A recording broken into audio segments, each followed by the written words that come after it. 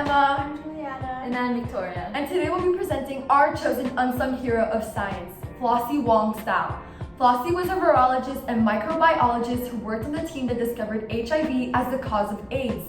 She is also acknowledged for being the first person to clone HIV and figure out how its genes function.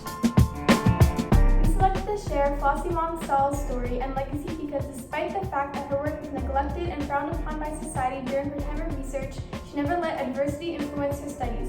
HIV was a new virus that was rapidly spreading around the 1970s-80s. Because it predominantly affected gay men, little attention was devoted to learning more about it. Even though Flossie is now one of the most cited female scientists, this was not always the case. As mentioned, since HIV was a controversial disease during her times of study, thus many individuals did not provide much support for Flossie's work. During her research, she was not provided with adequate finances or attentions for her effort. Because the government did not want to fund HIV-related projects in the midst of the controversy, obtaining and securing funding was exceedingly difficult and time-consuming. Thankfully, she was successfully proved everyone wrong, as her first big success was producing effective evidence that HIV is the cause of AIDS.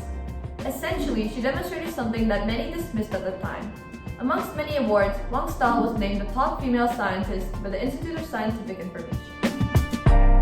That Flossie has earned the recognition and credit that she has achieved because her discoveries have paved the way for not only just HIV-related initiatives, but also other relevant issues such as retroviruses in general. Her help is now seen in the development of COVID vaccines.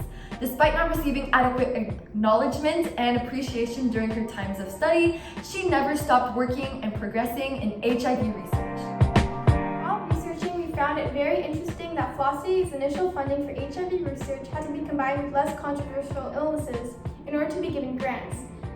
Also, the time spent trying to secure these funds was time that couldn't have been spent making any progress towards developing vaccines and treatments. In conclusion, Flossie WongStaal is a great example of perseverance as she continuously worked towards her goal. She found that HIV was harming so many people, and she went to great extents to figure out how the virus worked in order to help treat people affected by AIDS. We thank you for your time. Bye!